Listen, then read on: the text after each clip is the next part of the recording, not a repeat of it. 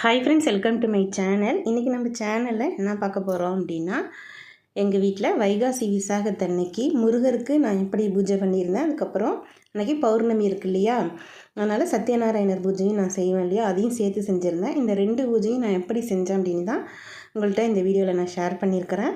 2 பூஜையுமே பார்த்திங்க அப்படின்னா ரொம்ப எளிமையான முறையில் தான் நான் இன்றைக்கி செஞ்சுருந்தேன். அதே சமயம் ரொம்ப மனசுக்கு நிறைவாக இருந்தது. எப்போதும் போல் பூஜை பாத்திரம் எல்லாமே க்ளீன் பண்ணியாச்சு. நான் அந்த பௌர்ணமி அன்னைக்கு தான் வைகாசி விசாகத்தன்னைக்கு காலையில் தான் நான் பூஜை பாத்திரம் எல்லாம் க்ளீன் பண்ணியிருந்தேன். இங்கே கொஞ்சம் மழைலாம் பார்த்திங்க அப்படின்னா கொஞ்சம் தூரிக்கிட்டு அது மாதிரி தான் இருக்குது. அதனால் கோலம்லாம் ஃபஸ்ட்டே போட்டோம் அப்படின்னா தான் காஞ்சி வருங்கிறதுக்காக நான் முன்னாடியே போட்டுட்டேன்.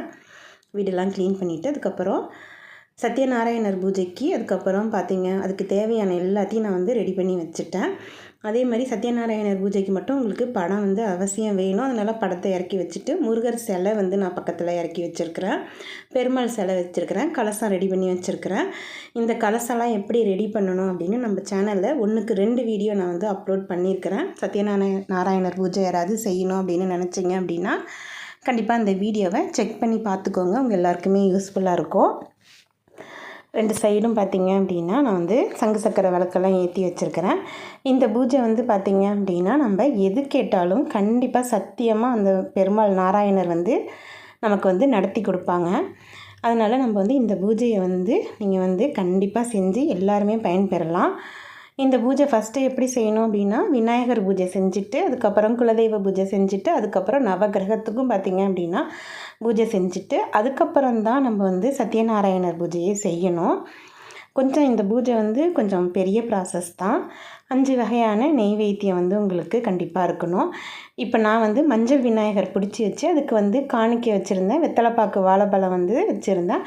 அதை இப்போ அவங்களுக்கு விக்னேஸ்வரா பூஜை பண்ணிட்டேன். நெய்வேத்தியம் சமர்ப்பணம் பண்ணதுக்கப்புறமா எங்கள் குலதெய்வத்தோட மந்திரம் சொல்லி அவங்கள்ட்ட நான் அனுமதி வாங்கிட்டு அதுக்கப்புறம் பார்த்திங்க அப்படின்னா இந்த நவதானியம் ஒரு கிண்ணத்தில் கொட்டி வச்சுருக்கேன் இல்லையா, அதுக்கும் நம்ம ஸ்லோகம் சொல்லி பூஜை பண்ணிவிட்டு அப்புறம் 8 திக்கு பாலகர்களை நினச்சி நீங்கள் இந்த பூஜை நல்லபடியாக நாராயணர்கிட்ட நம்ம வேண்டுதல் போய் சேரணும் அப்படின்னு சொல்லிவிட்டு அதுக்கப்புறம் நம்ம கலசத்தில் பார்த்திங்க அப்படின்னா ஸ்ரீமன் நாராயணரை சத்யநாராயணராக நம்ம ஆவாகனம் பண்ணியிருக்கிறோம் இல்லையா, அந்த கலசத்துக்கு பார்த்திங்க அப்படின்னா காயினாலையும் நீங்கள் அர்ச்சனை பண்ணலாம், துளசியால் பண்ணலாம், பூவால் பண்ணலாம்.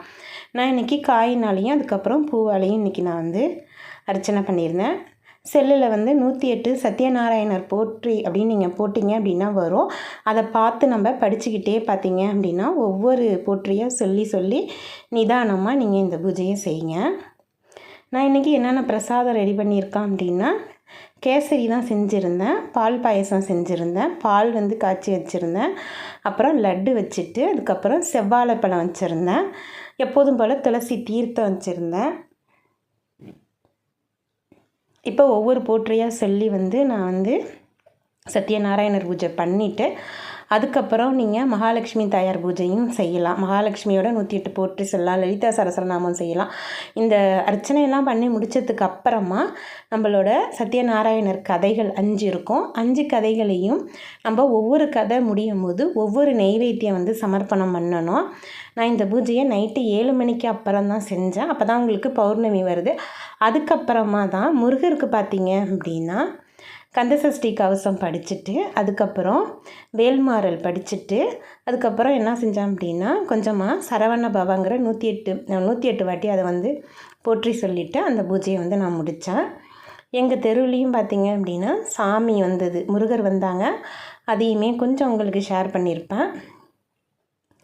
இந்த பூஜை உங்களுக்கு இதில் டீட்டெயில்டாக காட்டல சத்யநாராயணர் பூஜை, ஆனால் நான் 2 வீடியோ நான் ஏற்கனவே அப்லோட் பண்ணியிருக்கிறேன். வேணுங்கிறவங்க கண்டிப்பாக செக் பண்ணி பார்த்துக்கோங்க. பூஜை இந்த முறையில் தான் நம்ம செய்யணும். இப்போ ஓரளவுக்கு நான் எல்லாமே சொல்லிட்டேன். ஏதாவது சந்தேகம் இருந்துச்சு அப்படின்னா அந்த வீடியோவை நீங்கள் தாராளமாக செக் பண்ணி பார்த்துக்கோங்க. சத்யநாராயணர் பிரசாதம்லாம் எப்படி செய்யணும் அப்படின்னு கூட நம்ம சேனலில் வீடியோ இருக்குது. இப்போ ஒவ்வொரு கதையாக நம்ம படிச்சுட்டு ஒவ்வொரு நெய்வேத்தியமாக பார்த்திங்க அப்படின்னா சமர்ப்பணம் பண்ணும் போதும் இந்த மாதிரி நம்ம தீப தூப ஆராதனை ஒவ்வொரு பாட்டியும் நம்ம செய்யணும். நீங்கள் ஒரே நெய்வேத்தியம் வச்சு கூட 5 கதை படிச்சுட்டு செய்யலாம். ஆனால் இப்படி செய்கிறது தான் நல்லது. இப்போ அவங்க பூஜை முடிஞ்சதுக்கு அப்புறமா முருகனுக்கு 2 சைடும் இப்போ நான் அட்சய திருதிக்கு வாங்கின அந்த வெள்ளி விளக்கை வந்து ஏற்றி முருகருக்கு ஃபஸ்ட்டு நான் இன்றைக்கி தான் ஏற்றினேன். ஏற்றி வச்சுட்டு அதுக்கப்புறம் முருகருக்கு வந்து லட்டு, அதுக்கப்புறம் அந்த கேசரி, செவ்வாழைப்பழம் வச்சிருந்தேன்.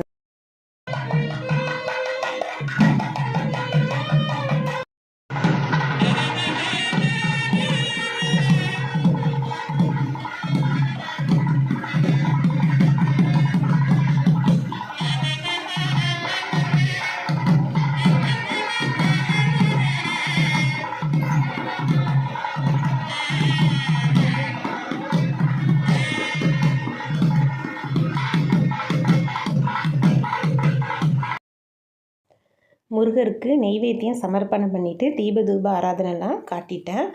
ஏற்கனவே வேல்மாறல் எல்லாம் படிச்சுட்டு தான் அதுக்கப்புறம் இந்த பூஜை முடிஞ்சதுக்கப்புறம் தான் சாமி வந்தது. சாமியையும் பார்த்துட்டு வந்துட்டு அன்றைய நாள் வந்து ரொம்ப நல்லா போயிருந்தது. வெத்தலை தீப வீடியோவும் நம்ம சேனலில் நிறையா இருக்குது, வேணுங்கிறவங்க செக் பண்ணி பார்த்துக்கோங்க. நம்ம சேனல் வீடியோஸ் பிடிச்சிருந்துச்சு அப்படின்னா லைக் பண்ணுங்கள், ஷேர் பண்ணுங்கள், கமெண்ட் பண்ணுங்கள். மறக்காமல் நம்ம சேனலை சப்ஸ்கிரைப் பண்ணுங்கள். தேங்க்ஸ் ஃபார் வாட்சிங்.